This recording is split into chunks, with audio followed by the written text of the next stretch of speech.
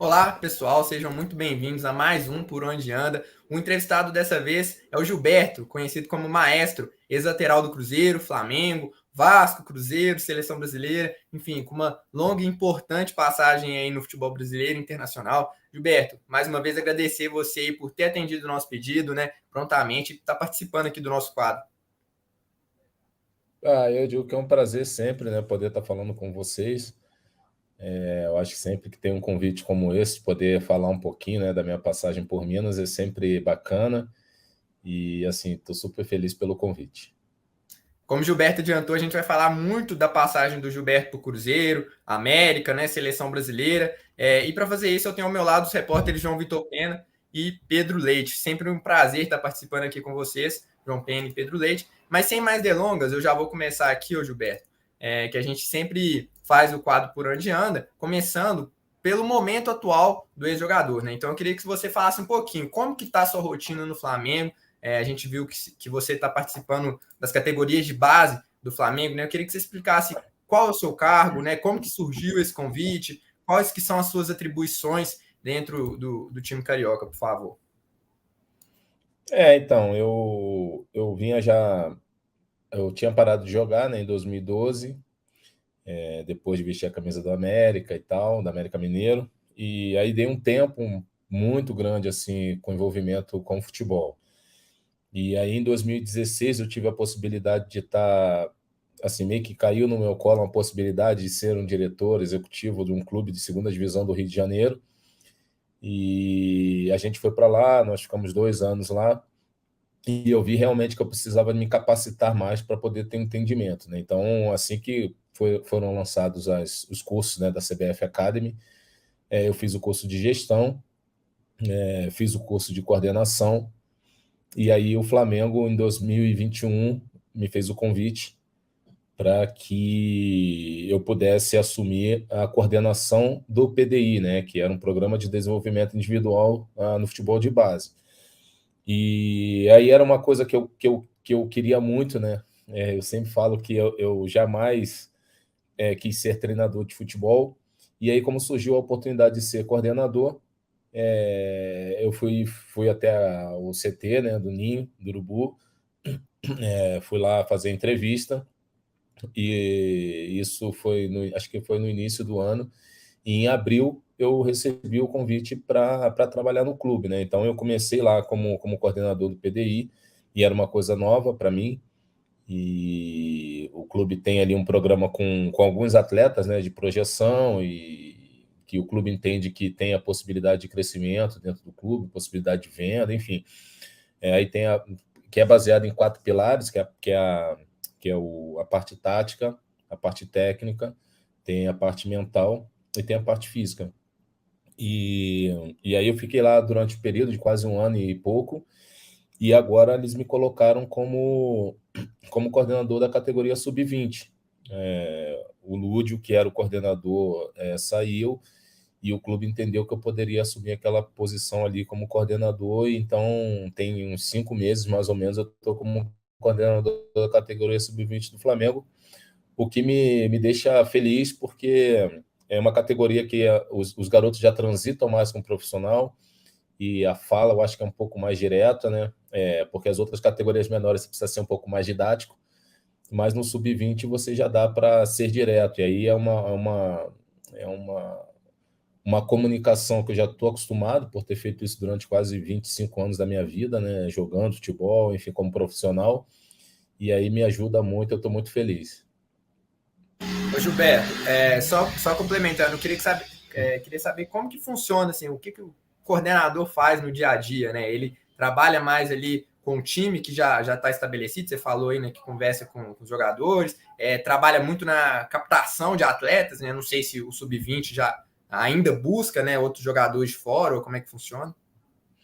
Então, assim, eu digo que no Flamengo, eu falo sempre, né, eu brinco, né, eu falo que eu joguei num outro Flamengo, né, porque quando eu joguei no Flamengo em 96, 97, não era o Flamengo que é hoje, né, com toda a estrutura que tem, com todos os profissionais que tem, com todas as áreas que o Flamengo tem hoje. Então, o Flamengo hoje tem um coordenador da captação, tem um coordenador científico, tem um coordenador da categoria sub-20, tem um coordenador das categorias menores, a gente tem um gerente da base, né, que é o meu superior, a gente tem supervisor, a gente tem os treinadores, preparadores físicos, enfim, fisiologista, isso tudo na base. Na minha época não existia isso, né? Era o profissional que tinha esses profissionais e na base esses profissionais meio que auxiliavam, davam uma ajuda ali, mas não era como é hoje, né? Então hoje a base, principalmente no Flamengo, Palmeiras, Cruzeiro, todos esses grandes clubes, é tratado de uma maneira muito profissional, até porque muitos garotos da base são vendidos jovens, obviamente, e dão um retorno muito grande para o clube.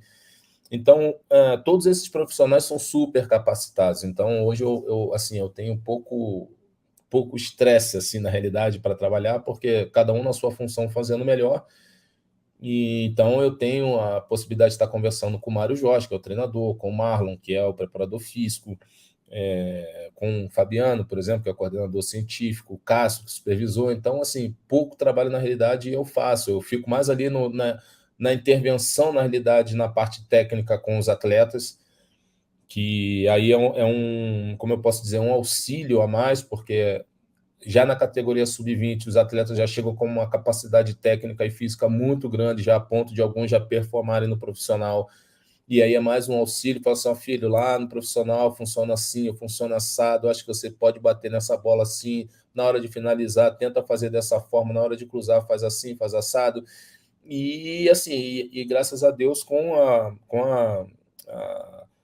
essa comunicação com a comissão técnica, fica muito facilitado o trabalho, né? Então, são profissionais que tentaram ser atletas um dia, mas que estudaram, se capacitaram e são profissionais assim, de uma capacidade enorme e me ajudam nisso também, me auxiliam também nessa função, né? Porque é uma função que eu não exercia e que com a minha experiência como atleta eu consigo passar isso para os atletas e para eles também, né? Porque às vezes até na hora de tomar uma decisão, eu como atleta me coloco no lugar deles ali e falo, pô, cara, mas nessa situação assim, tu vai mexer ali, mas pô, e o cara que tá jogando, o cara que tá entrando, como é que, pô, não sei, na cabeça do cara, às vezes o cara tá pensando uma coisa, dormiu, por exemplo, achando que ia jogar de titular e acorda, por exemplo, no banco, e aí eu consigo passar essa informação para o Mário, para a comissão, né, o Marcinho, auxiliar também, que são pessoas super, super assim, inteligentes e pessoas muito fáceis de trabalhar, e aí eu dou esses toques para eles nessa situação. E aí tem a transição com o profissional, que aí já é o Noval, que é o coordenador, posso dizer assim, da transição, que ele é o gerente, ele é que toma conta dos atletas que saem do sub-20 para o profissional, e aí é uma comunicação direta entre eu, o Cássio, o supervisor, o Luiz Carlos, que é o gerente, junto ao Noval. Ô Gilberto, só para a gente encerrar, entre aspas, a passagem pelo Flamengo, tem algum nome, né, que você... Eu sei que quem mexe com categoria de base não gosta muito de individualizar as coisas, né? Mas, assim, você olhando lá, você pode falar, assim, de algum jogador que você vê, assim, entrando já no time profissional do Flamengo nos próximos meses, assim, algum cara que te chama muita atenção no sub-20 do Flamengo? Eu sempre comento com eles que todos eles têm capacidade de atuarem no profissional do Flamengo. Mesmo com o Flamengo hoje, com a estrutura que tem no profissional, né, com tantos atletas aí de alto nível, eu sempre digo para eles que eles têm a possibilidade. Mas depende muito do momento, da oportunidade que eles vão ter, deles acreditarem no processo deles também, né, porque cada um tem um processo, como você disse, bem individual. Às vezes o cara está voando no sub-20, mas a posição, de repente, que ele atua no profissional, às vezes tem 3 caras de alto nível e que não tem como subir. Então, mas tem. O último jogo que o Flamengo fez contra o Fortaleza, apesar do Flamengo ter perdido, mas atuou ali o Mateusão, atuou o Pedrinho, que é filho do Beto, que foi jogador também do Botafogo, enfim, Flamengo. A gente tem outros zagueiros, Cleiton, por exemplo, que é um jogador que pode também atuar, Peterson. A gente tem, assim, muitos jogadores. Eu não gosto de estar citando 1, 2, 3 nomes, mas eu acho que é isso. Wesley, lateral direito, também é um super avião. e eu acho que pode também jogar, vestir a camisa profissional do Flamengo, mas acho que todos eles têm muita capacidade de... E fora os outros dois que já estão lá, né? O Vitor Hugo e o Matheus França, Matheus Gonçalves também é outro que pode jogar. Enfim, são muitos jogadores que têm a condição de vestir a camisa profissional do Flamengo. Gilberto, primeiramente, prazer falar contigo. E você citou que chegou a fazer curso de gestão na CBF, hoje trabalha com as categorias de base do Flamengo, já chegou até a fazer e trabalhar com marketing esportivo.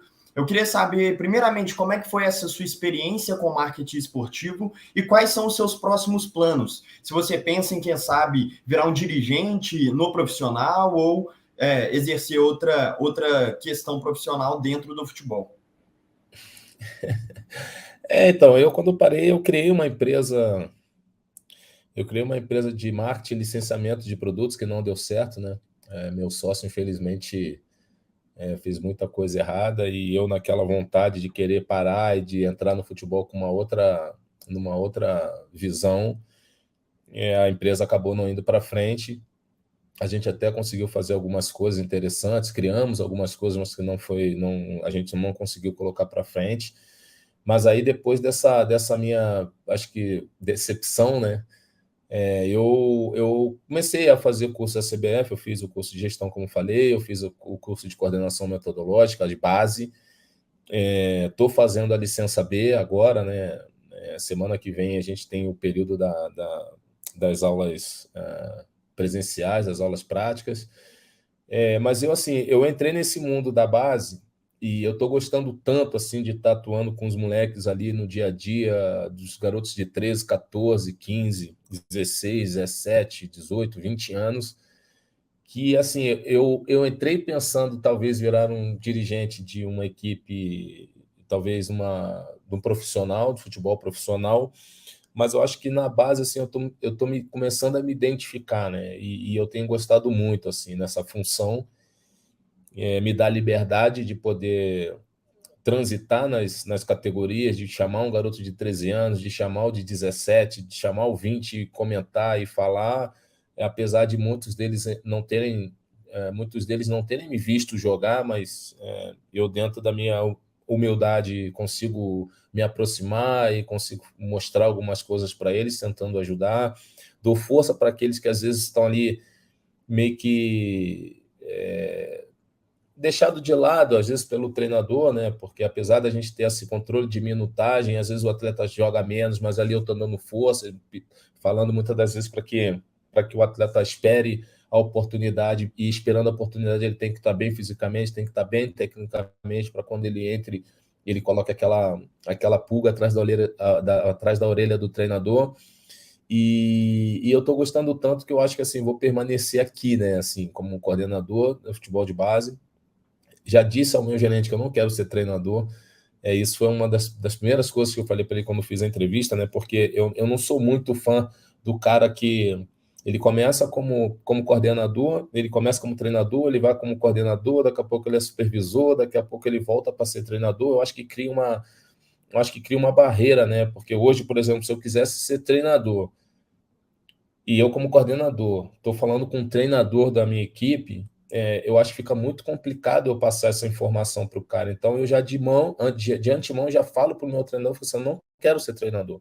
E é uma coisa que realmente eu falo até para o Mário, que eu falo assim, cara, eu tiro o chapéu para você, porque ser treinador não é fácil, mas na coordenação eu consigo ter digamos, um controle maior, não dos pensamentos, obviamente, dos atletas, mas de poder estar ali agulhando eles todos os dias, de estar passando para ele alguma informação que vai ajudá-lo na formação dele.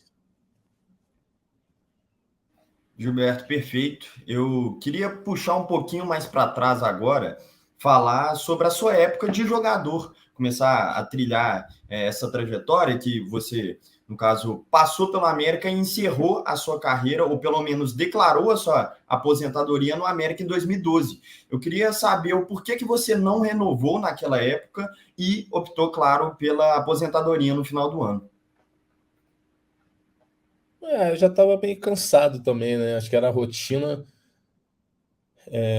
de treinamento, rotina de viagem. Eu falo aqui que eu brinco, né, que a gente foi jogar um jogo pela Série B, porque na realidade o Alexandre Farias tinha me convidado, eu tinha já saído do Cruzeiro, numa situação que, para mim, que acho que foi o clube que eu mais me dediquei, né, de uma situação muito complicada, em 2011, Cruzeiro quase caindo para a segunda divisão, e eu lembro que o Dimas e Valdir Barbosa tinham me chamado para rescindir meu contrato, e, e por uma situação muito complicada. E eu fui para o Vitória em 2011, terminar o ano no Vitória, na Série B, para não parar. E aí eu já vinha costurando a ideia de parar e tal, e vou parar de jogar, vou parar de jogar. E aí o Alexandre Faria me ligou, isso acho que foi em março, depois do Campeonato Mineiro, dizendo que o América estava no ano do centenário e que precisava de um nome para o projeto lá e tal. Eu fui, aceitei. Givanildo me recebeu super bem, o clube inteiro. Tinham ali jogadores como Fábio Júnior, Giovani, né, Neneca, goleiro, enfim. E a gente tentou fazer um trabalho legal para colocar o América na primeira divisão, e aí a gente não conseguiu. Durante a competição a gente acabou caindo muito de produção, o Givanildo saiu, foi chamado Mauro Fernandes, depois o Vinícius Eutrópio ainda entrou no final, e a gente acabou não subindo, acho que por conta de 3 pontos. E aí eu digo que não, acho que foi um jogo, a gente foi disputar um jogo sábado, 9 horas da noite, em Arapiraca, e eu lembro que a gente saiu daqui numa quinta-feira de Minas, Belo Horizonte, aí treinou na sexta-feira lá, e a gente ficou em Maceió, né? E Arapiraca, né? Para quem não sabe, obviamente, a gente fica em Maceió e anda de ônibus mais 1 hora de ônibus ainda até Arapiraca. E isso já no sábado eu já tinha a ideia de que teria perdido, entre aspas, o meu final de semana. Obviamente a trabalho, mas já tinha perdido o final de semana e tal. E aí nós fomos lá, jogamos Arapiraca, um jogo 9 horas da noite, 9h30 da noite. E aí eu achando que voltaria no domingo de manhã para a família. E a gente só saiu de Maceió, acho que domingo, 5 horas da tarde, e eu não acreditava, porque eu falei assim, não é possível que um jogo como esse, que a tabela já sai detalhada, o cara sabendo que o jogo daquela data vai se dar naquele horário, e que não se programou um voo, não se seguraram as passagens para um voo no domingo de manhã. E aí aquilo me deu um estalo assim, eu falei, cara, eu vou pegar minha passagem aqui, eu vou tentar trocar. E eu conheci uma menina que trabalhava numa agência de turismo e pedi para o cara minha passagem, o código da passagem, ele trocou para mim, e eu acabei indo no domingo de manhã, num voo mais cedo para casa e tal. E aí naquele dia ali eu disse assim, cara, eu acho que eu tenho que parar de jogar, porque tem coisas que já estão me incomodando, já, assim, coisas que talvez eu mais novo não me incomodasse tanto, mas já com tanto tempo de carreira, eu falei assim, não, cara, acho que eu vou parar, isso já está me incomodando. E eu parei aos 36 anos, acho que poderia ter jogado, eu brinco aqui com os meninos, o Cleiton Zagueiro, que fala, Giba, vamos dar para mais um aninho, não?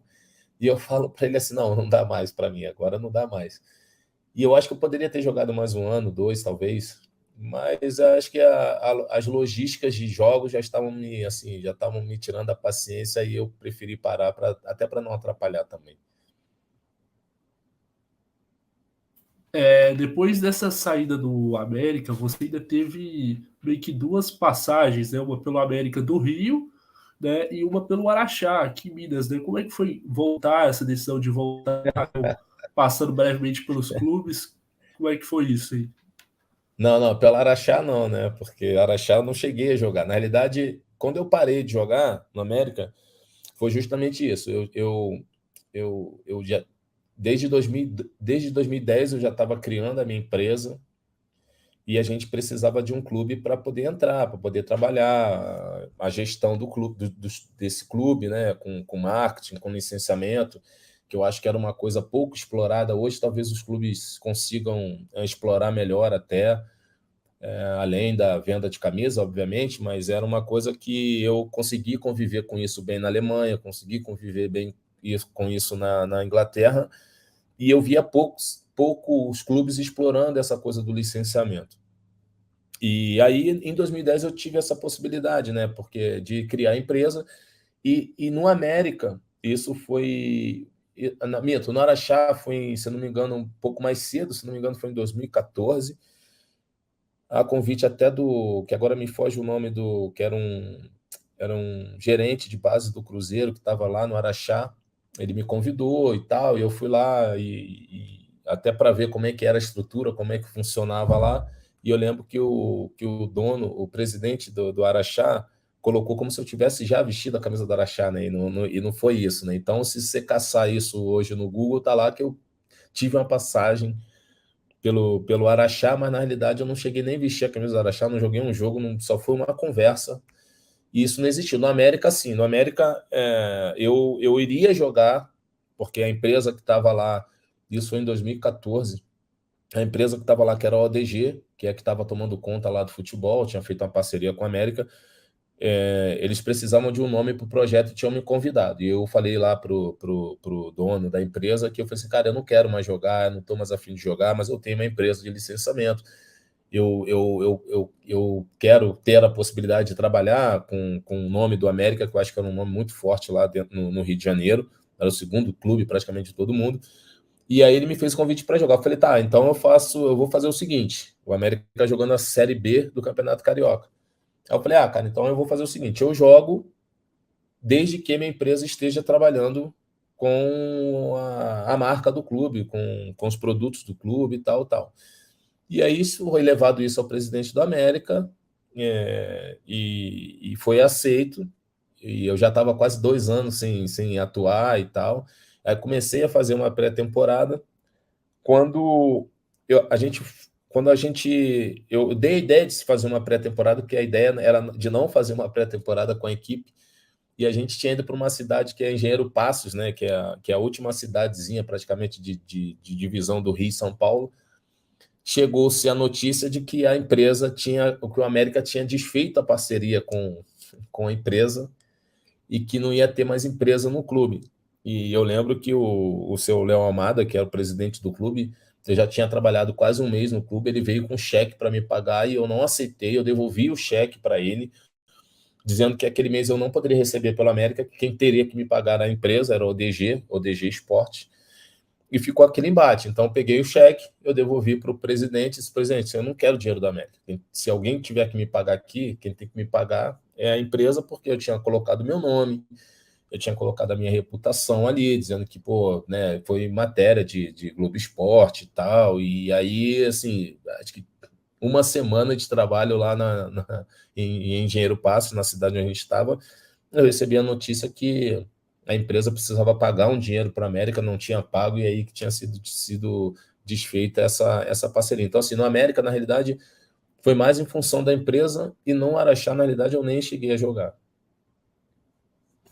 Gilberto, antes da gente falar sobre o Cruzeiro, queria voltar um pouquinho em seleção brasileira. Você disputou 2 Copas do Mundo, né, com a camisa do Brasil, mas eu queria falar sobre 2006, porque todo mundo sempre puxa esse assunto, né, do Quarteto Mágico, né, Ronaldinho, Kaká, Adriano, Ronaldo, e eu queria saber de você que participou daquele time, né, o que você acha que deu errado, né, para o Brasil cair ali contra a França, e também contasse um pouquinho como que os bastidores ali, como que era a relação daquele grupo, e principalmente com o Ronaldo, que hoje está no Cruzeiro, né? Como que ele era naquela época. Eu já vi até um vídeo de alguém falar que o Rivaldo comentou com ele que se ele soubesse o nome que ele tinha, que ele ia virar um baita gestor ou alguma coisa assim fora do futebol, né? Queria que você contasse aí um pouquinho sobre aquele ano de 2006. Cara, assim, para mim foi mágico, né? Porque era a primeira Copa que eu estava disputando e com uma equipe que, assim, piada, né? Assim, se for falar de seleção brasileira 2006, né? Como tu falou aí, quadrado mágico, pô, era Ronaldo, Kaká, Ronaldinho Gaúcho, Robinho, Adriano, era muita gente boa, né? Então, pô, Dida, Juan, Lúcio, Roque Júnior, era muita gente, enfim, muita gente boa, né? Eu já falei isso algumas vezes, na preparação ela foi muito complicada, a gente em Vegas, era muita gente, era muito oba-oba. Eu acho que naquela época ali, eu acho que assim, a publicidade ela começou a ser muito bem trabalhada dentro da seleção brasileira, muito bem trabalhada para a Copa do Mundo, né? Já era, mas eu acho que assim, ficou uma coisa. A Nike, principalmente, fez um vídeo enorme com Joga Bonito, e eu acho que aí ficou muito esse foco, né, na seleção brasileira, e eu acho que a preparação ela não foi assim a ideal. E aí o foco mudou, e eu acho que foi isso, assim, até porque alguns jogadores que ali estavam já tinham sido campeões mundiais em 2002. Assim, mas isso é uma opinião minha, né? E eu acho que a preparação ela não foi bem feita. E eu estava ali focado na minha primeira Copa, achando que seria campeão do mundo com aquela seleção. Eu só pensava em jogar um jogo. E assim, pô, tomara que os caras vençam os 2 primeiros ali, que ele deu um descanso para os caras e me deu a oportunidade de jogar. Eu estava vivendo um momento legal na Alemanha, até mesmo dentro da seleção brasileira, apesar de ser reserva do Roberto, mas assim, eu acho que era um momento muito especial da minha carreira. E eu acho que foi isso, cara. E aí a gente acabou sucumbindo, com o jogo com a França, que o Zidane também acho que foi o melhor jogo que a França fez, mesmo a França indo para a final. Eu acho que a França, Zidane, acho que foi o melhor jogo do Zidane na Copa. E aí um jogador com a qualidade que tem fez a diferença e conseguiu fazer com que a França vencesse a seleção brasileira. Mas eu sempre digo que assim, foi um ano maravilhoso para mim, e a possibilidade de jogar com jogadores com um nome tão grande assim, né? Foi especial. Ronaldo, eu já tinha jogado na Inter de Milão em 99 com o Ronaldo, mas aí foi naquela fase ali da lesão do Ronaldo, o Ronaldo voltando aos poucos, e o Ronaldo pouco jogava. Eu lembro que Ronaldo pouco treinava, na realidade, jogava mais que treinava, né? Porque ele fazia muito tratamento para jogar. E eu acho que é isso, assim. E hoje, tendo a possibilidade de ver o Ronaldo como gestor do Cruzeiro, é muito legal e é positivo essa volta do Cruzeiro também, porque acho que o Ronaldo tem um nome muito grande, e em tudo que o Ronaldo se mete, o Ronaldo consegue fazer a coisa funcionar, a coisa andar. Acho que é uma estrela que o Ronaldo tem. E é só dar os parabéns assim por ser a pessoa que é, o atleta que foi, o gestor que está sendo. Eu acho que isso é muito positivo para nós, né? Segue como exemplo, um cara que jogou bola, que começou ali. A gente sabe da história do Ronaldo, não precisa estar aqui falando, mas um cara que teve a possibilidade de crescimento e conseguiu, acho que, usufruir desse conhecimento que teve com a carreira que teve, né? E ver o Ronaldo hoje trabalhando dessa forma é muito legal. Roberto, você também a Copa de 2010. Em questão de elenco, de clima, quais as principais diferenças que você vê entre as seleções de 2006 e 2010? O que mudou nesse meio tempo? Cara, difícil assim, porque é como eu te falei, em 2006 foi um pouco assim, e eu já falei isso algumas vezes também, né? Foi um pouco largada assim, a preparação, e a outra, porque em 2006, quando acabou a Copa, o Dunga assumiu, aí já entrou né, com essa coisa do treinador que teria que arrumar a seleção brasileira depois da derrota para a França. E eu acho que o Dunga até conseguiu, né? Acho que dentro do material humano que tinha, a própria convocação, acho que ele convocou jogadores, porque eu falo que é sempre difícil, né, o treinador de seleção brasileira, né, sempre convoca 23 e ficam mais 40 de fora, que todo mundo pede para colocar dentro, né, dentro da convocação. E por isso também que eu não quero ser treinador, porque não é uma vida fácil, né, assim, você ter 23 nomes para convocar, você convoca muitas vezes 23 jogadores e ainda assim fica gente de fora e nego reclama ainda.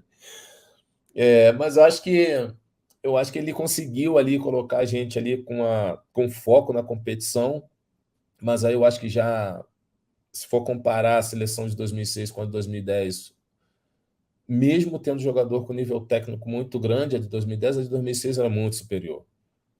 E a gente até tentou, eu acho que a gente fez um grande primeiro tempo contra a Holanda, e no segundo tempo a Holanda foi superior, e óbvio que não foi o culpado, porque muitas das vezes nós, como os brasileiros, a gente gosta muito de culpar alguém, né, pela derrota. A gente muitas vezes não vê a evolução, a gente não vê o progresso, a gente só vê o culpado.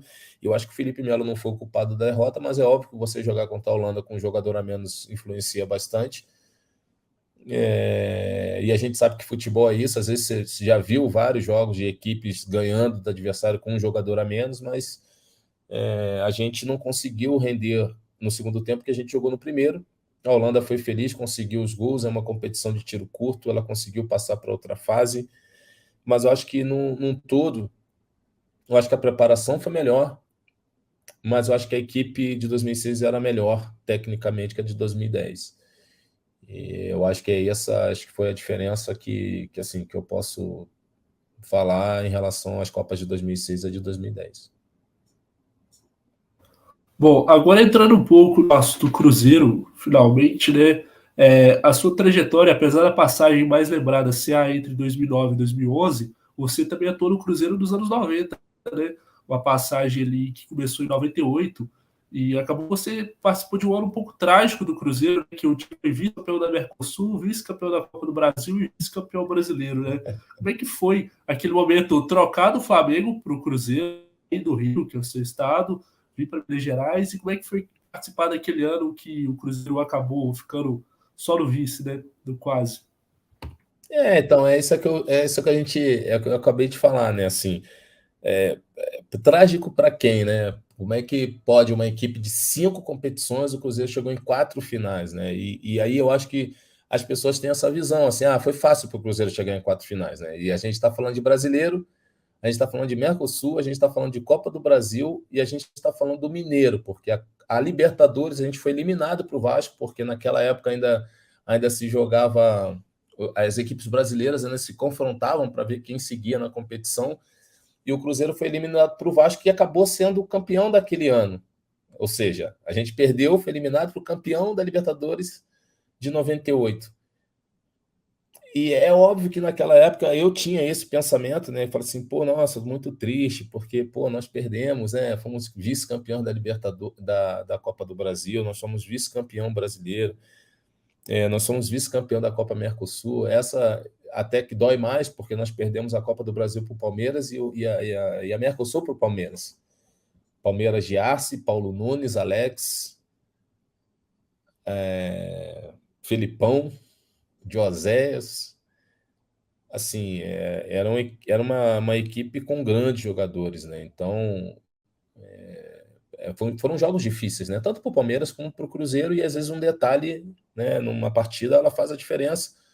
O Cruzeiro jogou demais contra o Corinthians no Campeonato Brasileiro em casa, estava vencendo por 2-0 e o Diney acabou entrando, empatando o jogo, e no jogo de volta foi 0-0, e aí tinha um terceiro jogo, e nesse terceiro jogo a gente acabou perdendo o jogo para o Corinthians. Enfim, e aí taxaram a equipe, né? E o próprio treinador, né? Que eu acho que foi o melhor treinador que eu tive, foi o treinador que me ajudou mais, foi o treinador que sempre que me fez crescer como profissional, que foi o Levi, né? E taxaram o Cruzeiro de lervice, né? Nesse ano, sendo que, assim, para um treinador da categoria que era Levi, você de 5 competições no ano, você chegar em 4 finais, em quatro finais de competições assim importantíssimas, eu acho que não foi um ano trágico, né? Mas é a visão que eu te falo do brasileiro, que acha que só a vitória é o mais importante, né? Então, se você for parar para pensar em qualquer outro país, isso não existe, né? Assim, talvez nos países subdesenvolvidos, que o cara precisa mostrar a cara dele, precisa ser vencedor para mostrar a cara dele, para ser falado, né? Eu acho que talvez seja isso, assim, eu não consegui vencer, então eu sou ruim. Mas aí é que eu falo, muitas vezes o cara não vê a projeção, não vê a progressão, né? Não vê a evolução que tem, às vezes, um atleta, uma equipe ou clube em relação a isso. Eu lembro que nesse ano o Levi, quando chegou lá, ele veio do Japão, já tinha tido uma passagem no Japão, e o Levi começou. O Cruzeiro, por exemplo, não tinha uma sala de imprensa, né? E a primeira feita foi nessa época. Eu lembro muito do Arthur Moraes ali entrevistando, aquela coisa de pegar a gente ali na saída, às vezes, do vestiário com o microfone, dava uma volta na gente. Eu lembro que foi, acho que, a primeira vez assim que eu comecei a participar de um clube em que a gente tivesse essa visão assim de melhoria. Eu lembro que o Levi começou a colocar uns jardins em volta dessa própria sala de imprensa ali, onde a gente dava coletiva, assim, foi uma coisa diferente que o Levi fez no Cruzeiro, né? E por isso voltou tantas vezes até a comandar a equipe. Mas acho que foi um ano bacana para mim. Principalmente eu joguei ali ao lado de Valdo, de Jair, Dida, Marcelo Jean, Fábio Júnior era um menino ainda. Eu lembro que se falava muito na venda do Fábio Júnior por 20 milhões de reais, um negócio parecido, Giovani sendo cogitado para ser vendido, Ricardinho, cara.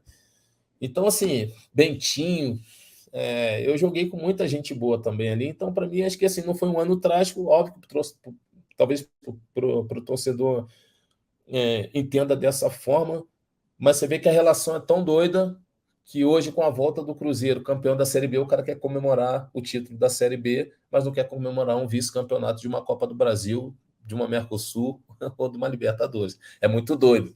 Mas é assim que funciona e a gente tem que ter essa consciência de que, para alguns, às vezes, a coisa ela não tem a mesma visão, por exemplo, que a gente tem, que eu acho que 98 foi um ano maravilhoso.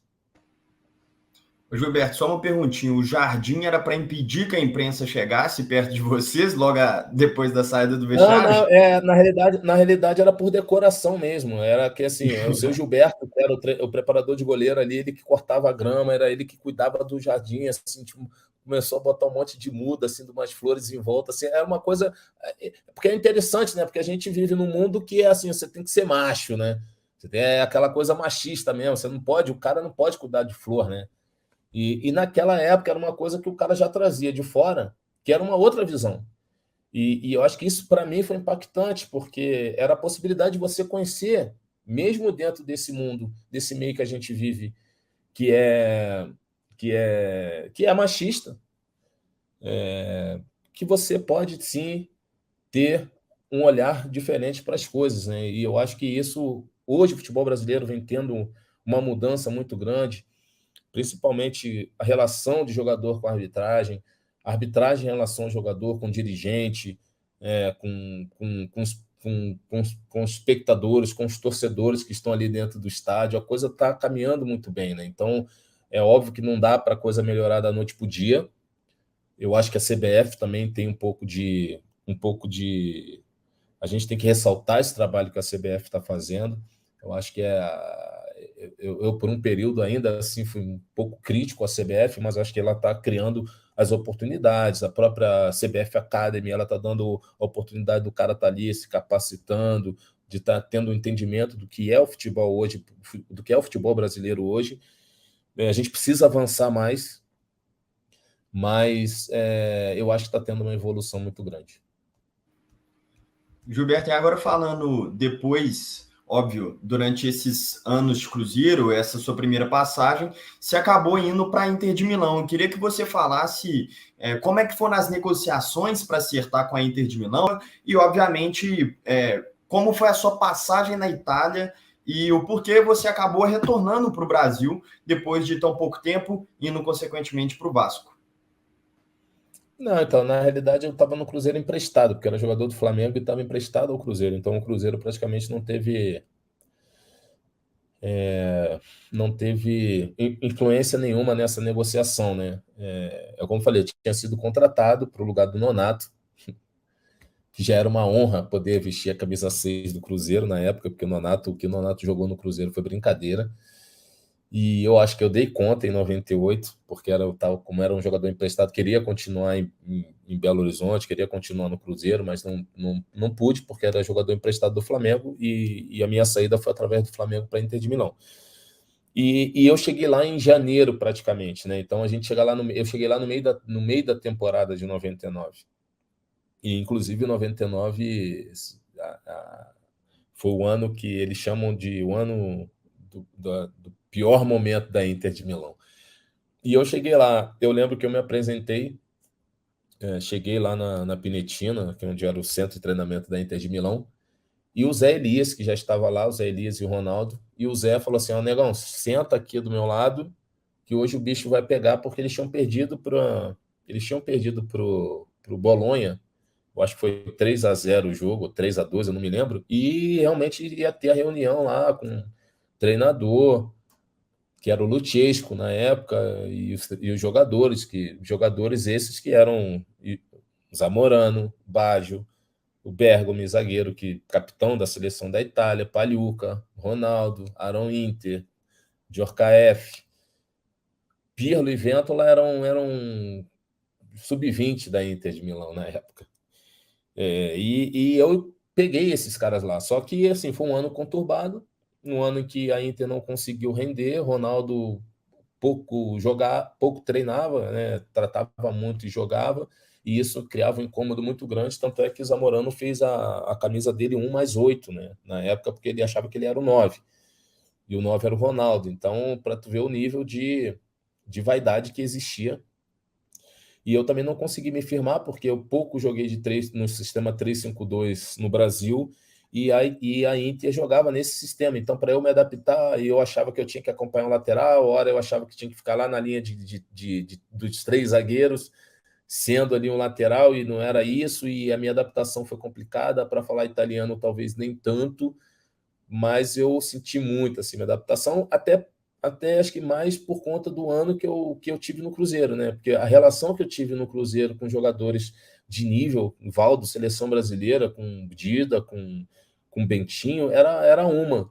E quando eu fui para a Itália, eu achava que ia ser a mesma, né? Só que eu já estava para uma outra cultura, para um outro clube, e com jogadores assim, com nível de vaidade muito grande, não me adaptei. Aí eu fui e voltei, porque era uma coisa que eu não queria ficar, ainda teve a possibilidade, talvez, de eu ser emprestado na época, ali para uma equipe menor e tentar me adaptar, mas aí na minha cabeça, né, jovem, não me arrependo, né, porque o arrependimento é ineficaz, mas eu queria muito voltar para o Brasil, porque eu não estava me adaptando ali, e cabeça de jovem, se eu soubesse, eu tinha permanecido lá, tentado jogar numa equipe menor até me adaptar, né? Mas aí eu voltei para o Vasco, porque aí tinha possibilidade, o Felipe estava já com processo de renovação, renova, não renova, sai, não sai, e aí eu voltei para o Vasco em 99. Ô Gilberto, e aí depois você volta na Europa, né? Eu queria que você falasse um pouquinho sobre essa segunda passagem, né? No Hertha, no Tottenham, ali já deu mais certo, né? Porque aí eu já fui com 28 anos, né? Eu demorei 5 anos nessa brincadeira para voltar para a Europa, né? Coisa que hoje a gente, né, tem aí esses atletas que saem com 17, 18 anos para jogar em clube europeu, com 20 anos, o cara às vezes ele vai com 20 e não dá certo em 2 anos, ele volta com 22 anos, ou é emprestado, o clube às vezes empresta para o cara voltar, e o cara tem 22 anos, né? E ele tem a possibilidade até de repente, de caminhar, de ter uma carreira mais sólida na Europa, mesmo batendo aqui no Brasil, ficando um ano e voltando, ele ainda vai voltar jovem, né? Com 24, 23, 24 anos.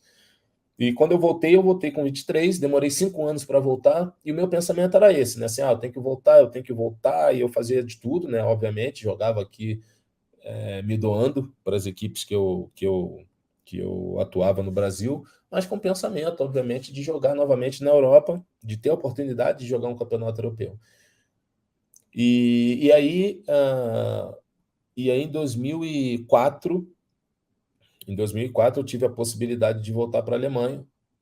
Estava jogando já no São Caetano, mas eu lembro que o treinador, o Falco Götze, me disse que ele já estava me acompanhando desde 2003, quando eu tinha vestido a camisa do Grêmio.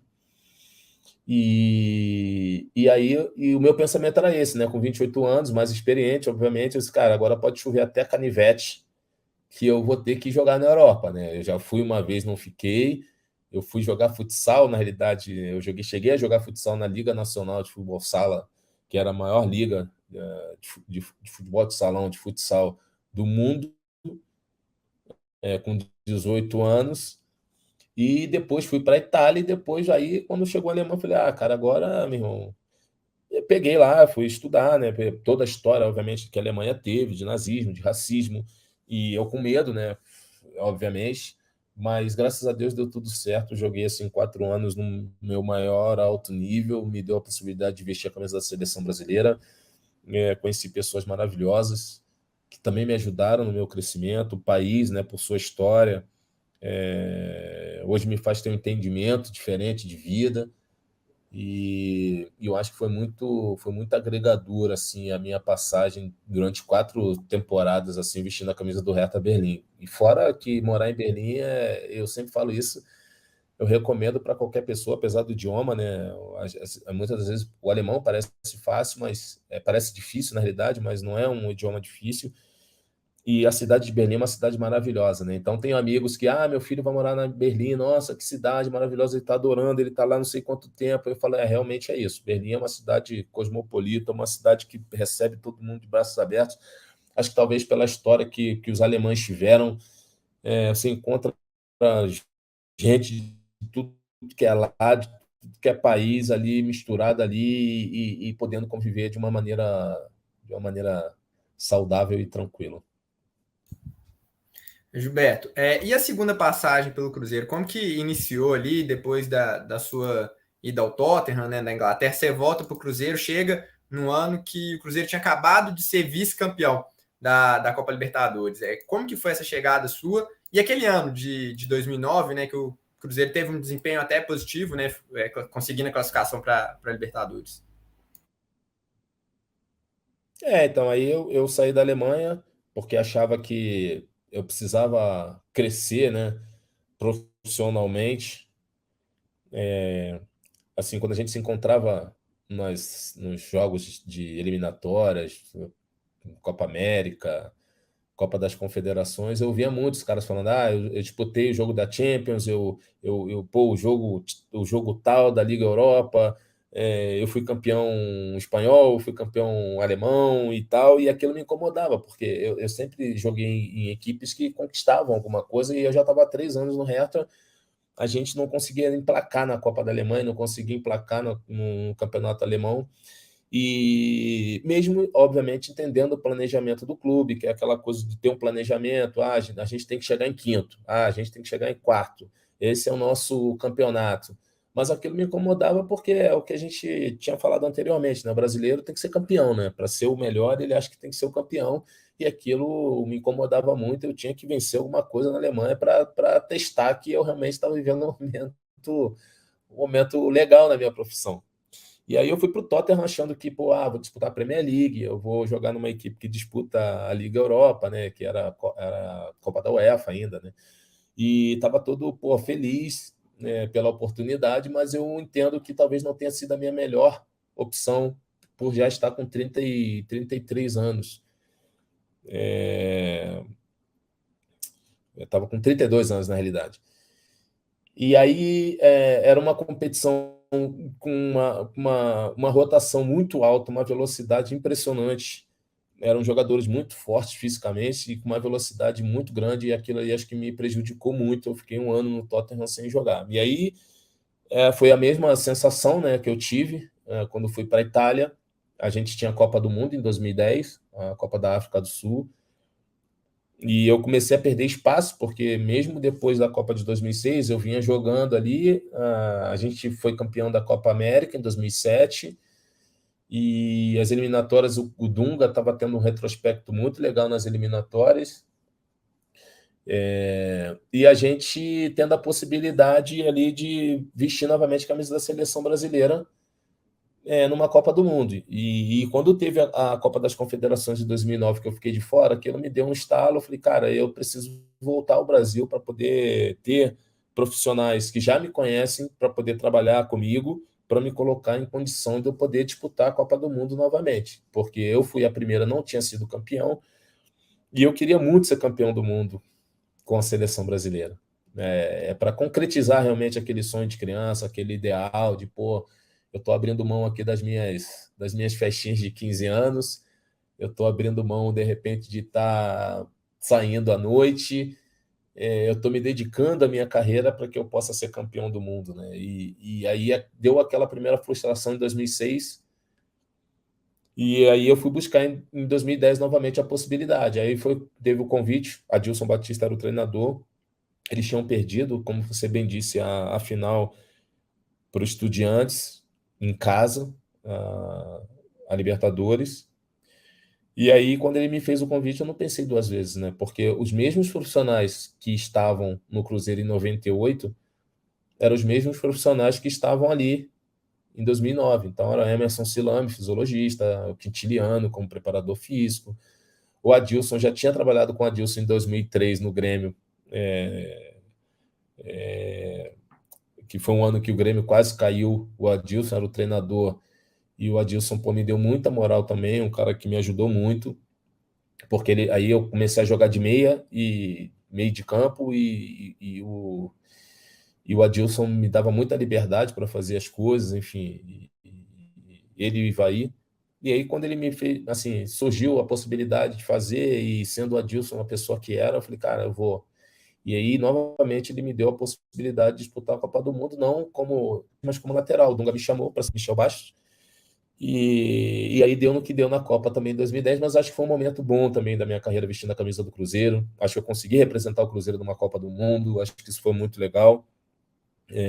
Poucos jogadores conseguiram isso, e eu me orgulho muito de poder ter marcado na história do clube a possibilidade de ter um jogador a mais vestindo a camisa do estando na seleção brasileira. Gilberto, no ano seguinte, em 2010, o Cruzeiro acabou ficando em segundo colocado no Campeonato Brasileiro, com direito a até um pênalti muito polêmico, aquele a favor do Corinthians, em cima do Ronaldo. O Gil cometeu em cima do Ronaldo, e hoje o próprio Ronaldo é gestor do Cruzeiro. Mas eu queria saber de você se você acha que a arbitragem foi determinante naquele ano para o Cruzeiro não conquistar o título do Brasileiro. Cara, é difícil falar assim, foi o árbitro que foi determinante para o Cruzeiro não ter sido campeão, né? É muito difícil, né? Mas aquele jogo mudou um pouco a história da competição, porque, se eu não me engano, a gente jogava com o Corinthians e a gente precisava vencer aquele jogo para se tornar líder da competição. E o Fluminense, se eu não me engano, jogava com. Eu não me lembro com quem o Fluminense jogava.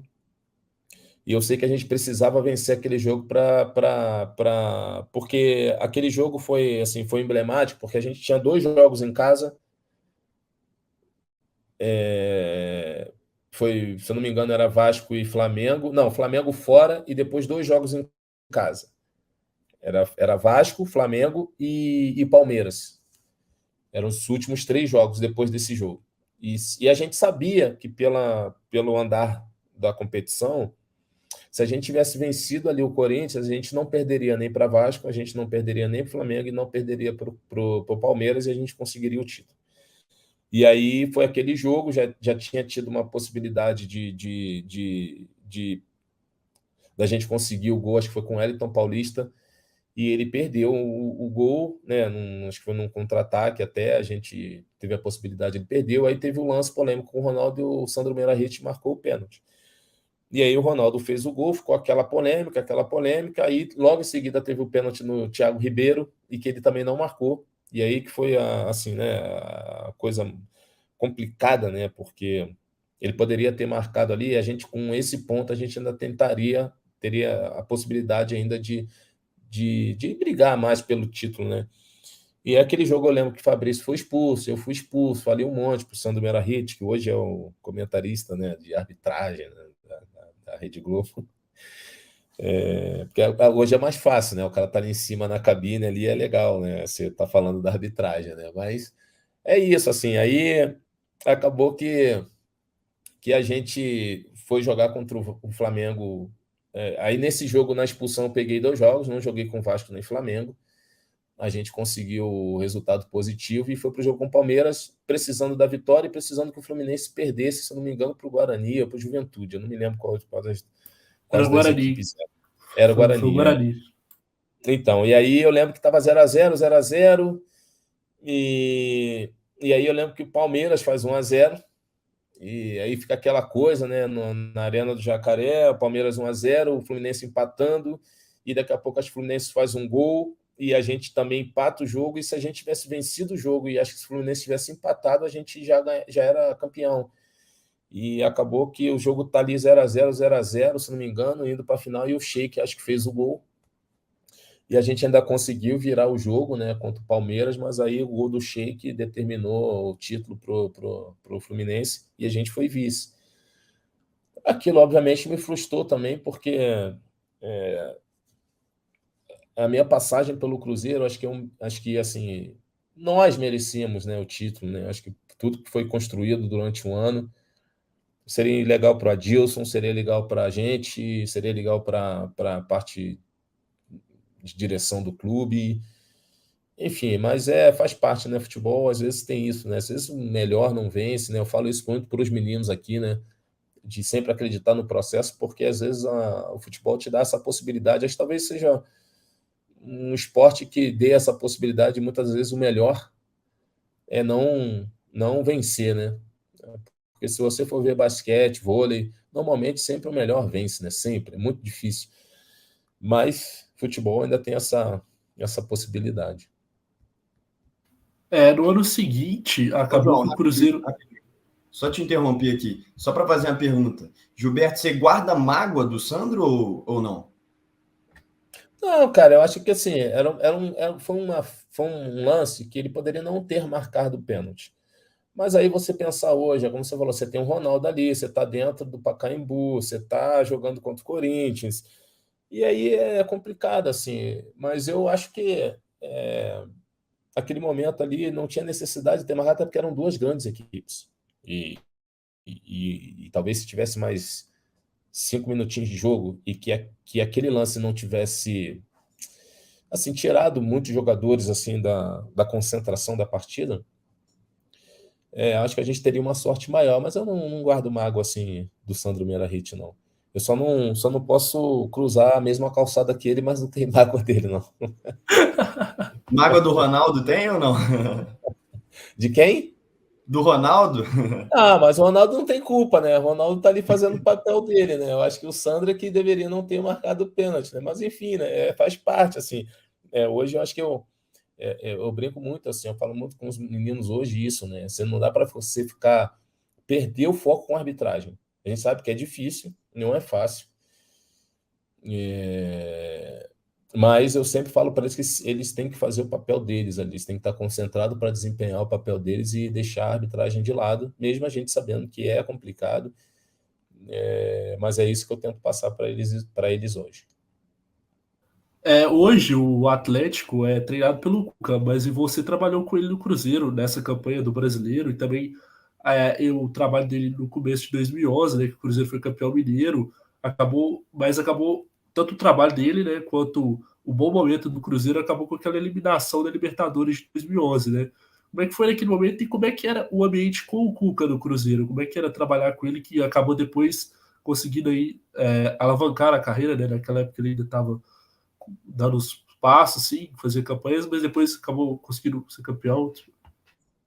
O ambiente era maravilhoso, cara, o ambiente era bom.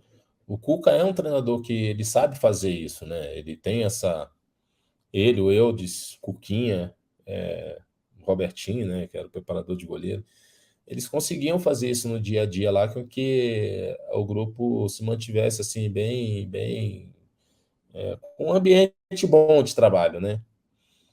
E a gente, nessa época, foi isso, assim, a gente estava voando, a gente estava jogando muito bem. Eu acho que o Cuca, como treinador, assim, é um dos melhores treinadores que a gente tem no país.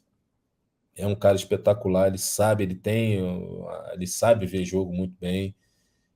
E nessa época o Cruzeiro chegou a ser taxado como Barcelona das Américas. A gente estava jogando por música, acho que Roger estava jogando muito, Montijo estava jogando muito. Enfim, Henrique, Marquinhos Paraná, tinha muito jogador bom ali. E, e a gente conseguia, assim, principalmente os mais velhos, né, conseguiam manter um ambiente legal, Bernardo subindo, Dudu subindo, a gente tentando manter ali um ambiente bom. Mas acho que a derrota para o Once Caldas machucou muito e eu acho que abriu uma ferida muito grande no grupo, de sentimento talvez, né, por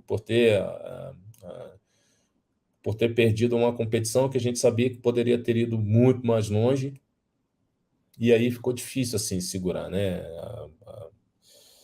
O ambiente já não ficou o mesmo, Acho que o Cuca também já não conseguiu dar conta do ambiente, apesar de achar que é um baita gestor. Isso fica claro, né, com a chegada dele no Atlético, a maneira com que ele trabalhou com o Ronaldo, com os caras todos ali, com o Gaúcho. E é um cara que, assim, que eu tenho uma admiração como treinador. Eu acho que o trabalho do Cuca em todos os clubes em que passou demonstra isso. É um cara que vê jogo como ninguém, dá treino como ninguém.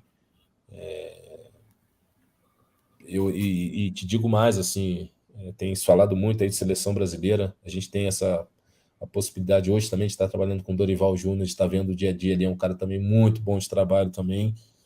Mas são treinadores aí que têm grande chance de assumir, né? Já que o Tite já disse que não fica, que foi outro treinador que eu tive a possibilidade de trabalhar também, que é um cara muito estudioso, mas a gente tem hoje Dorival, Cuca e o Fernando Diniz aí como os possíveis substitutos do Tite na seleção brasileira.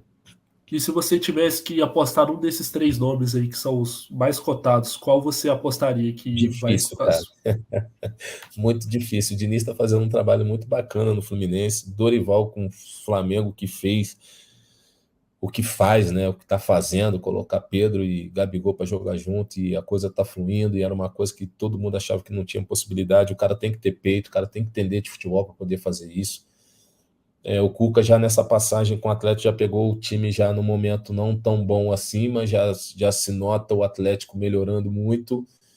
Então, assim, é muito difícil falar, porque são 3 treinadores de um nível muito grande, né? Então, eu tenho certeza que aquele que tiver a possibilidade de assumir a seleção brasileira pós-Tite, eu tenho certeza que vai fazer um grande trabalho.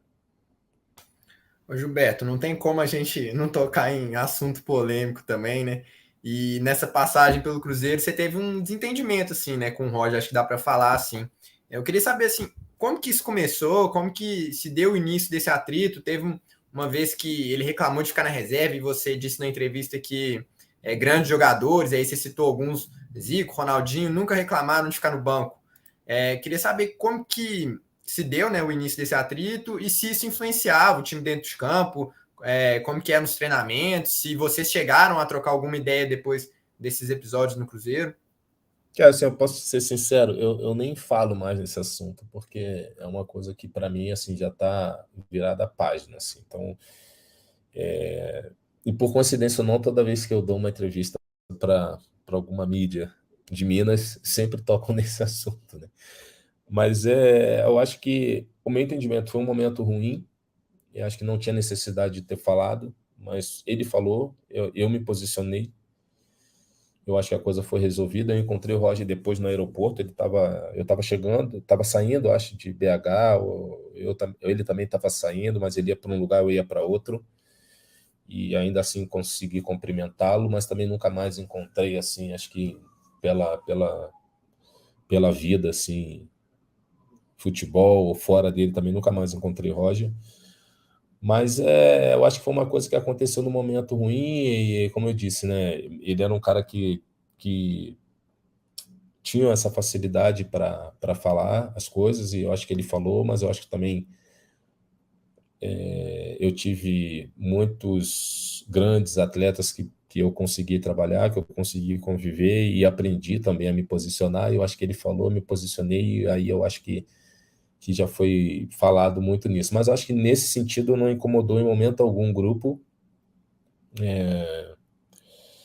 Eu acho que o grupo conseguiu ali, porque foi coisa de vestiário. Eu acho que poderia ter morrido no vestiário. E eu acho que a coisa foi assim, foi bem conduzida. E de maneira alguma pode-se dizer que isso tenha atrapalhado o grupo. Gilberto, depois de um tempo, você acabou, inclusive, sendo criticado por parte da torcida. Inclusive, a torcida tinha, de certa forma, pedia para que você, que já estava no final da carreira, se aposentasse. Eu queria saber de você como é que era a sua relação com a torcida naquela época, e como é que é hoje, depois de, óbvio, você ter tido um reconhecimento como jogador do Cruzeiro na década de 90 e na década de 10 também. Como é que era a sua relação com a torcida, perdão, antes e atualmente? Ah, você tá louco, cara. Uma coisa que eu não tenho problema com torcedor, né? Eu venho a Minas, eu tenho torcedor atleticano que fala comigo, eu vou a Porto Alegre, tenho torcedor do Internacional que comenta comigo. Eu joguei no Flamengo e Vasco, eu tenho uma relação assim com o torcedor vascaíno, com o torcedor flamenguista da melhor maneira. Eu não tenho problema com o torcedor. Eu sempre fui um cara muito profissional na minha vida e sempre fui um cara muito assim. Eu conseguia reconhecer quando estava no mau momento. Sempre fui um cara reconhecedor do meu momento, de dizer assim, não, cara, eu estou bem, eu preciso trabalhar mais, eu preciso me manter nesse nível, sem desrespeitar as pessoas. Eu sempre tive essa ideia de que, pô, eu sou uma pessoa pública, e se as pessoas me acompanham pela televisão, eu tenho que parar, eu tenho que dar atenção. É óbvio que é um momento que às vezes você está almoçando, você está jantando, e isso acho que foi para a minha vida inteira, desde o momento que eu comprei a ideia de ser um atleta profissional. Eu acho que eu tinha essa visão, porque eu via os caras assim também. Eu falo que eu sou feliz por ter nascido em 76, né? Então eu peguei a década de 80, a década de 90, que eu acho que foram as décadas assim. Eu converso com algumas pessoas mais velhas que eu, assim, né? E eles falam: ah, não, mas você precisava ver na época que a seleção, na década de 60 e tal. Mas eu acho que a década de 80, para mim, ainda, eu vi Bangu e Coritiba fazendo final de campeonato brasileiro. E o Bangu, que tinha Adro, tinha Artuzinho, tinha Cláudio Adão, tinha Marinho, né? Enfim, Botafogo, Flamengo, Cruzeiro, Inter, de Falcão, Cruzeiro, né? Assim, então eu sempre tive isso muito na minha cabeça, de respeitar as pessoas. Então a minha relação com a torcida do Cruzeiro é maravilhosa, né? Eu não tenho problema. Pode ser que, obviamente, como não sou Deus, né? Não dá para você agradar todo mundo. E sempre vai ter um cara que, de repente, não gosta de mim, é normal, né? Acho que no Grêmio também, na torcida do Grêmio, vai ter um. Mas se 99% de repente tiver do meu lado, tá bom, né? Porque eu acho que é isso. A minha ideia era essa, assim, tanto é que assim, as pessoas me perguntam, qual foi o teu melhor momento? Talvez tenha sido a camisa do Cruzeiro, porque foi que eu mais joguei, né? Então, assim, eu fui campeão paulista pelo São Caetano, que não tem torcida, assim, com todo respeito em relação aos grandes, é uma torcida bem menor. Então, e eu fui campeão paulista ali. Então, eu sempre fui um cara muito respeitador, assim, do torcedor, né? Entender o momento do clube. Às vezes o torcedor, que foram poucas as vezes, mas às vezes que o torcedor ia cobrar, né? Assim, no CT, que graças a Deus eu tive convivi com pouco esses momentos, assim, de torcedor ter que invadir CT para cobrar, né? Porque isso gera uma cobrança interna minha, e era uma cobrança que a gente fazia também aos atletas mais jovens, os mais velhos. Pô, vamos, que a gente tem que ganhar, porque isso aqui é Cruzeiro, vamos, porque isso aqui é Flamengo, porque isso aqui é Vasco, a gente não pode ficar do jeito que está, vamos, e a coisa ia. O Grêmio é a mesma coisa em 2003, que quase caiu, e por coincidência, em 2004 o Grêmio acabou caindo. Em 2003 passou um período difícil, em 2004 caiu. Então, assim, a relação que eu tenho com o torcedor, principalmente do Cruzeiro, ela é maravilhosa. Por coincidência, eu não estou aqui, né, em Minas, porque eu, como coordenador, a gente joga contra a América Mineiro a Copa do Brasil Sub-20, e eu saio para treinar, eu chego nos lugares, as pessoas me reconhecem, as pessoas falam comigo, me agradecem e tal, mas é isso, né? Acho que é o momento que a gente vive, né? Tem gente que gosta, tem gente que não gosta, isso vai fazer parte, até porque como a gente se torna pessoa pública, e tu mostra o teu trabalho publicamente, é óbvio que vão ter pessoas que vão gostar e tem outras que também não vão gostar. Então, a gente tem que aprender a conviver com isso. E Gilberto, teve em 2011, se não me engano, você chegou a ser sondado pelo Botafogo, né? Teve toda aquela história do Botafogo tentar te contratar e você acabou não indo. Queria que você falasse assim mais abertamente o que te motivou a ficar no Cruzeiro e depois a rescisão. O que você começou a falar um pouco mais cedo na entrevista, né? Mas Isso. queria que você falasse assim, para quem ainda não ouviu você falar abertamente também, sobre o que aconteceu ali na rescisão, se foi a vontade sua, da diretoria. Você acha que faltou um pouco de valorização ali interna do clube? Então, eu já falei isso também, foi uma outra coisa que eu, assim, fiquei super magoado na época, porque eu estava muito bem em BH, estava, assim, também vivendo um momento muito especial da minha vida pessoal e eu acho que da minha vida profissional. E eu lembro que a gente foi campeão, a gente foi eliminado da A gente foi eliminado da Libertadores e eu lembro que a gente fazia um jogo. A gente fez um primeiro jogo do Campeonato Mineiro contra o Atlético e a gente perdeu a vantagem. Aí na quarta-feira a gente jogou esse segundo jogo da Libertadores, a gente foi eliminado pelo Once Caldas e no domingo era o segundo jogo da final do Mineiro, a gente precisava vencer o jogo porque o Atlético tinha tirado a vantagem que a gente tinha de 2 resultados iguais, né? E dos 2 empates, desculpa. E aí eu lembro que a gente foi eliminado e a gente foi para esse jogo e eu acabei marcando um gol de falta. E a gente foi vencer o jogo por 2-0, campeão e tal, aquela festa. Eu lembro que acho que foi no Baby Beef, se não me engano, eu não sei nem se posso estar fazendo a propaganda aqui, mas acho que foi isso. E aí eu lembro que o presidente, o Zezé, me chamou naquela coisa da comemoração e tal. Falei, meu filho, você esquece que você não vai sair do Cruzeiro. Eu falei, pô, beleza, presidente. Eu não sei se ele estava lúcido ou não, mas ele falou isso para mim. Você não vai sair daqui pro Botafogo, não. Eu falei, pô, legal. E a gente deu continuidade no Campeonato Brasileiro e tal, a coisa fluindo, e só que o Cruzeiro começou a ter um momento muito ruim dentro do campeonato.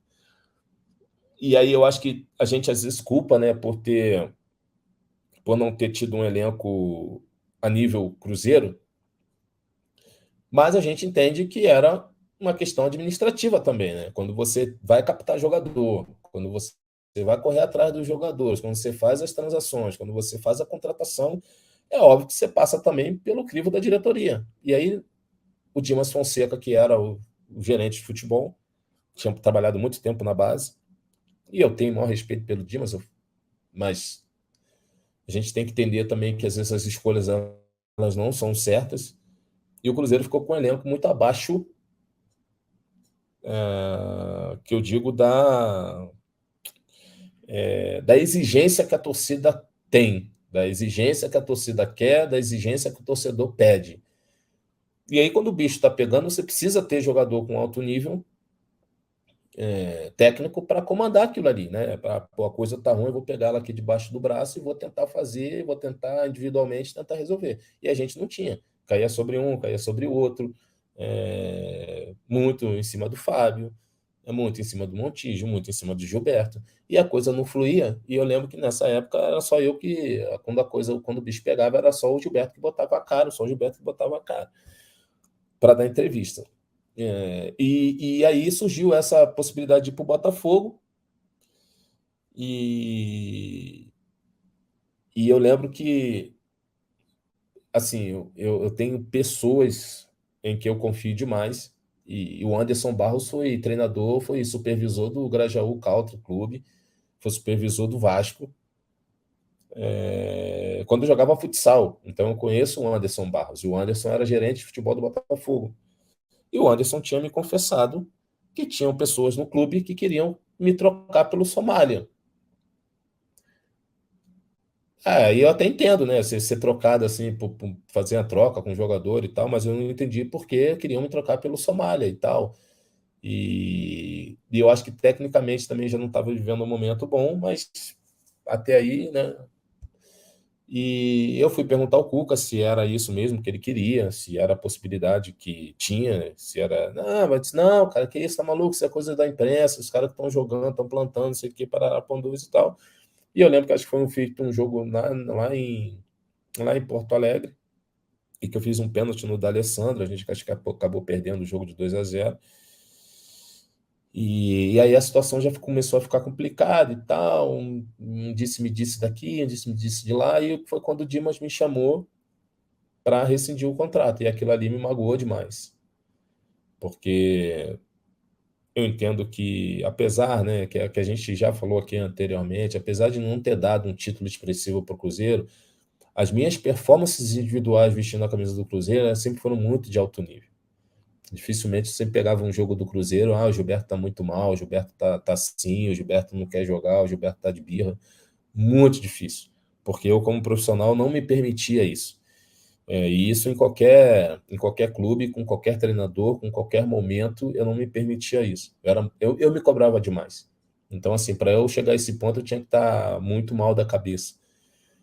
E aí, quando ele me chamou, me magoou, porque eu pensava em terminar a minha carreira vestindo a camisa do Cruzeiro. Não com festa como foi a do Sorin, não com festa como foi a do Alex, não, mas terminar a minha carreira vestindo a camisa do Cruzeiro. Assim como eu fiz com a camisa do América. Falei, não quero mais jogar, parei, tá, então ok, mas terminar vestindo a camisa do Cruzeiro. E isso não foi possível justamente porque o Dimas rescindiu meu contrato e por isso eu saí do Cruzeiro. Falando em rescisão de contrato, o ex-companheiro de clube seu, o Fábio, acabou tendo uma saída bastante polêmica esse ano. Você acompanhou essa saída dele do Cruzeiro? O que você achou? Você acha que faltou respeito do clube? Acabou que o Cruzeiro foi muito bem nessa temporada, mas acabou ficando muitos torcedores da época chateados, né, com a saída do ídolo dessa forma. É difícil, né, falar, né? O Fábio é um ídolo do clube, né? E você falar na saída do jeito que foi, né? Mas eu entendo também a posição do Ronaldo como gestor. Se você não tem dinheiro para pagar, você tem que reduzir salário. E aí eu acho que é opinião minha, tá? Eu não estou dizendo se o Fábio está certo ou está errado, é opinião minha. Eu permaneceria. Mesmo ganhando menos, eu permaneceria. Mas o Fábio entendeu de uma forma diferente e isso tem que ser respeitado também. Talvez ele tenha se sentido também magoado com o clube, que por tudo que ele fez, né, vestindo a camisa do Cruzeiro, ele pode ter entendido que era um momento talvez do clube também reconhecer e o clube talvez não no momento financeiro complicado, mas a história é essa. O Fábio acabou saindo, está fazendo um belo trabalho vestindo a camisa do Fluminense e o Cruzeiro também fazendo um belo trabalho voltando para a Série A. Então acho que aí nesse ponto acho que as duas partes estavam certas em fazer a rescisão e terminar o acordo naquele momento. Eu acho que foi bom para ambos.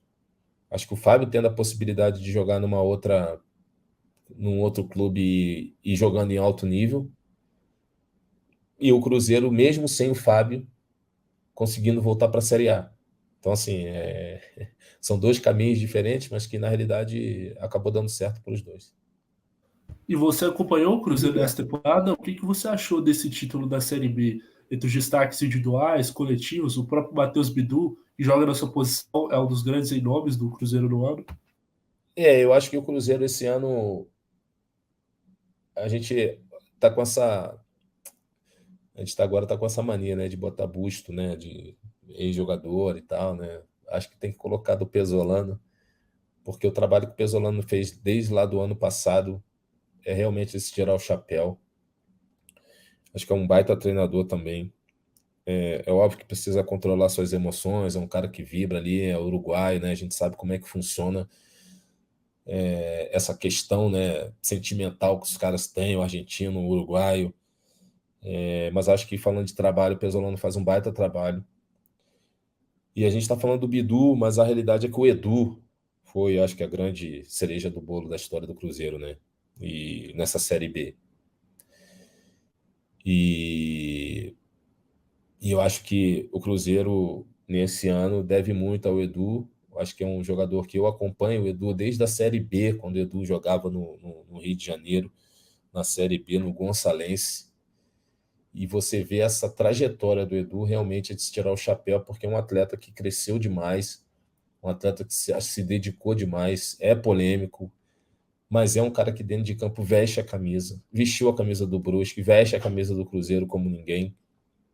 E o trabalho do Pesolano tá assim, cara, tá de parabéns. Eu acho que o Cruzeiro conseguiu subir, entendeu o momento e eu acho que deu uma recuada, né? Porque era aquela coisa da história do clube, o clube jogando a Série B, o entendimento do atleta que vai para o Cruzeiro e que vai jogar a Série B, ele tinha que ser outro, não dava para ser diferente, porque ao mesmo tempo que você está ascendendo, né? Muitos jogadores estavam ascendendo, porque o cara está saindo do Brusque e está vestindo a camisa do Cruzeiro com uma história enorme, mas é o Cruzeiro na Série B.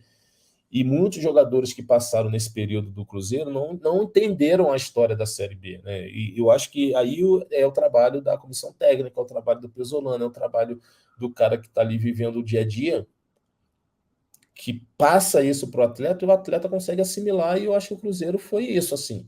Passou aquela primeira passagem ali, eu sou do Cruzeiro, o clube com uma história enorme, acho que vou ganhar a hora que quiser, e quando olhou, pum, já não tinha mais possibilidade de subir. Esse ano não, esse ano acho que o Cruzeiro, os atletas encararam a Série B como Série B, o torcedor encarou a Série B como Série B, porque lá atrás cobrava demais uma equipe que estava em transformação, que estava em transição, uma equipe que estava se adaptando, atletas chegando de fora, e foram muito cobrados pesadamente. E aí esse ano não, esse ano acho que a torcida comprou a ideia, vestiu verdadeiramente a camisa e conseguiu fazer com que o Cruzeiro subisse de divisão aí com o pé nas costas, e acho que é a melhor performance de um clube de Série A, né, que tenha jogado a Série B com a conquista de pontos que foi, com a velocidade que foi. Gilberto, vamos caminhar aqui para o finalzinho, mas antes a gente tem um quadro que chama Pinga Fogo, que é um joguinho de perguntas e respostas mais a tiro curto, e o Pedro vai fazer aí com você. Beleza. Fechou. Para responder o que vem na cabeça, viu, Gilberto? Beleza. Melhor técnico da carreira? Cara, eu já falei assim, a Levi. Acho que Levi foi o cara que mais me ensinou, acho que o cara que mais me fez crescer profissionalmente. Melhor time em que atuou? Eu acho que o Vasco da Gama em 2000, eu acho que tinham jogadores ali, cara, Romário, Edmundo, Juninho Pernambucano, Ramon, Odivan, Júnior Baiano, Elton goleiro, Carlos Germano, cara, é muita Jorginho, cara, é muita Pedrinho, Felipe. Acho que foi o Vasco em 2000. Melhores amigos que fez no Cruzeiro? Amigos. Cara, assim, eu fui amigos. Interessante, mas eu fazia muita amizade ali com o pessoal, com o Geraldinho, por exemplo, com o Carlos Gogita, que era do Almoxarifado, porque na realidade eu ficava mais com os caras ali no dia a dia do que propriamente com os atletas, assim, né? Mas o Rafael goleiro, tinha uma amizade com o Rafa, Fabrício, volante, quem mais?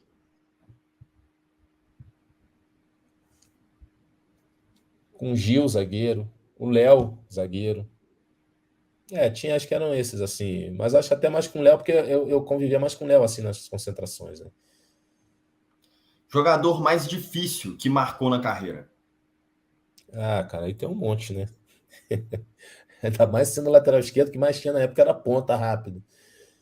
Mas eu acho que o Alex Alves foi um cara que, quando estava na Portuguesa, cara, foi difícil demais de marcar. Alex Alves, que era muito forte, fisicamente era um cara muito veloz, tecnicamente era um cara muito bom. Cristiano Ronaldo, um amistoso que a gente fez, Brasil e Portugal também, foi a primeira vez que estava jogando contra o Robozão, foi complicado. O Messi era um jogador difícil de achar, assim, também marcando, mas... cara, mas aí tem um monte, né? O Vitor, lateral direito, jogou no Cruzeiro também, era um cara altamente veloz, forte, era difícil também de marcar. Alessandro, lateral direito do Atlético Paranaense. É muito jogador, cara.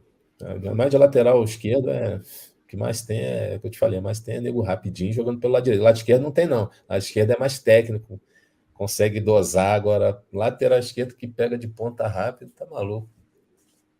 E o maior craque que você jogou ao lado?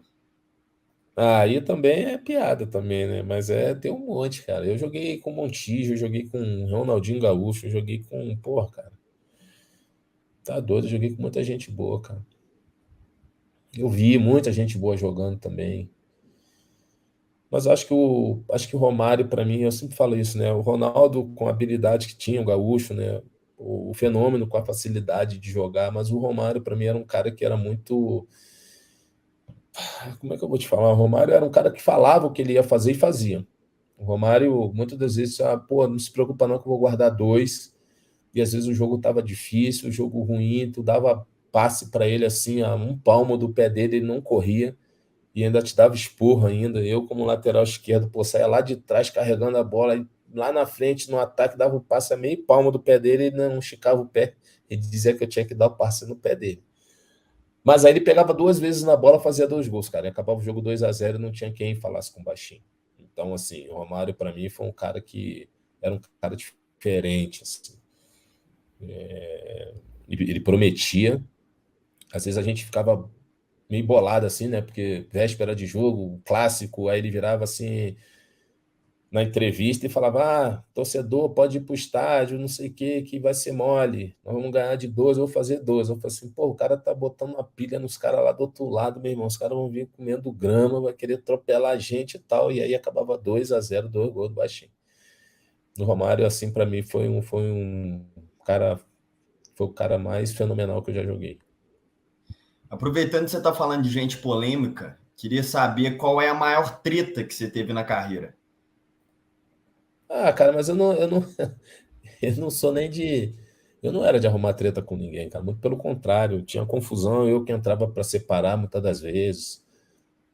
Eu me lembro que a gente foi jogar com São Caetano lá contra a América do México, uma confusão, uma pancadaria no final, porque o Fabrício Carvalho, né, Santos Fabrício Carvalho, hoje está deputado aí numa cidadezinha que eu esqueci até o nome, acho que é Andradina, você acha? Uma figuraça também. E aí ele foi o Blanco,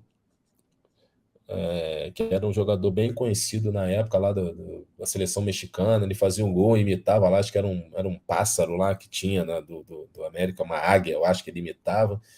E aí o Fabrício me faz um gol lá dentro do estádio lá da América lá e me imita a águia, né? Pra quê, né? Os caras queriam matar todo mundo. E isso, acho que era umas oitavas de final de Libertadores. Só que lá no estádio, a saída era tipo era uma escadinha, caracol. O cara levantava meio que como se fosse uma tampa, né? Não é uma tampa assim de metal, e você descia aquela escada caracol. Pô, meu irmão, o cara fechou aquela tampa ali, você não tinha para onde entrar no vestiário. E aí os caras, eu lembro que os caras tá com um carrinho de mão dentro do campo, e a gente sem saber o que fazer, cara. E aí eu tentando segurar os caras, falando, pô, meu irmão, calma, calma. E então, assim, eu entrava mais para acalmar, assim. Essas foi uma briga, assim, que eu tive, assim, que eu participei e que me deu mais medo, assim, porque eu não sabia se ia sair dali de dentro do estádio ali, né? Porque os caras tinham fechado a entrada do vestiário.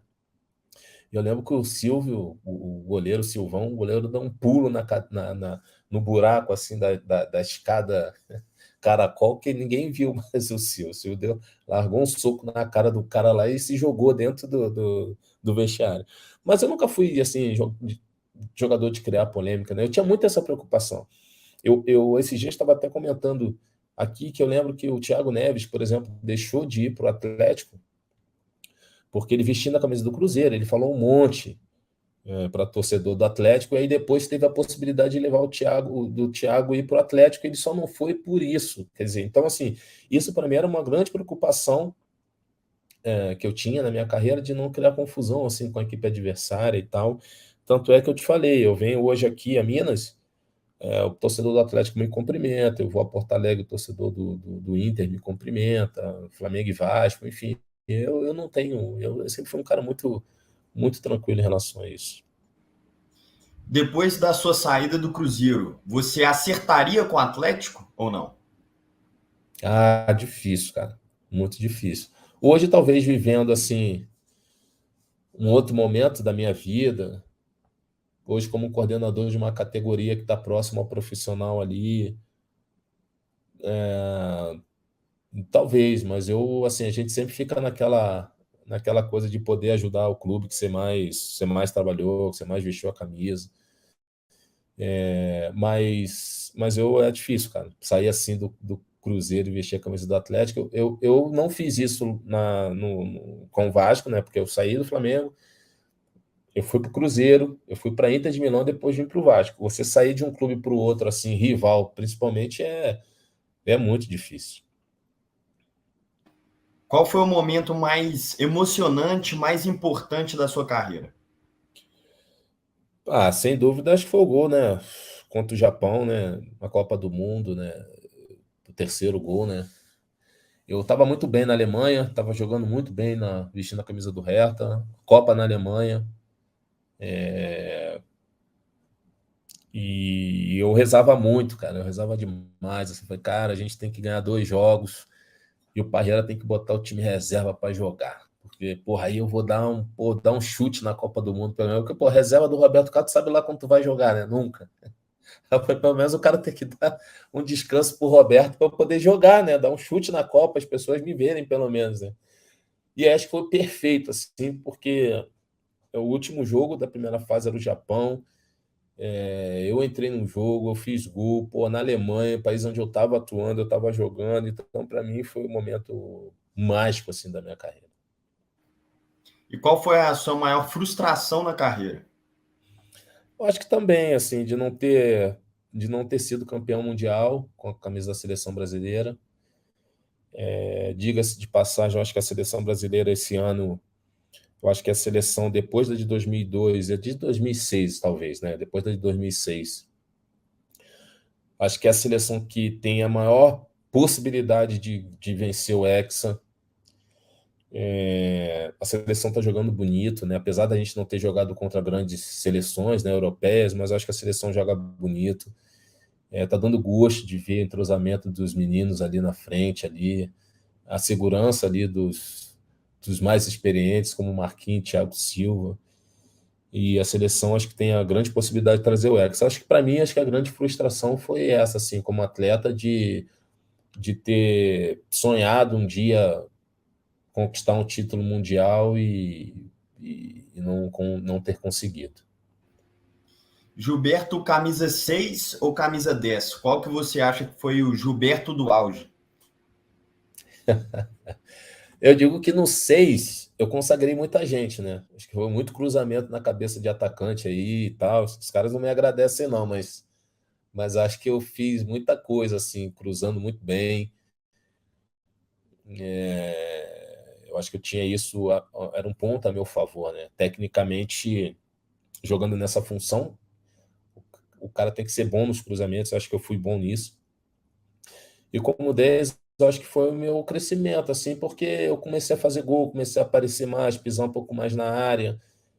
A gente sabe que vestir camisa 10 de um clube grande é difícil. Você é sempre comparado com alguém. E essa coisa eu lembro que o Cruzeiro, na época, tinha a revista do Cruzeiro lá, pô, maestro, mas eu falei, cara, não sou maestro de coisa nenhuma, nunca fui. Mas era essa relação que as pessoas tinham, né? O 10 era o cara que comandava, era o armador e tal. E você vestir camisa 10 de clube grande não é fácil. Então, eu acho que a camisa 6 para mim representa muito, porque foi o meu início, né? Apesar de ter feito avaliação para vestir a camisa 10, eu acabei parando na lateral esquerda, porque meu treinador, seu Djalma, no América, ele achou que eu era lateral esquerdo.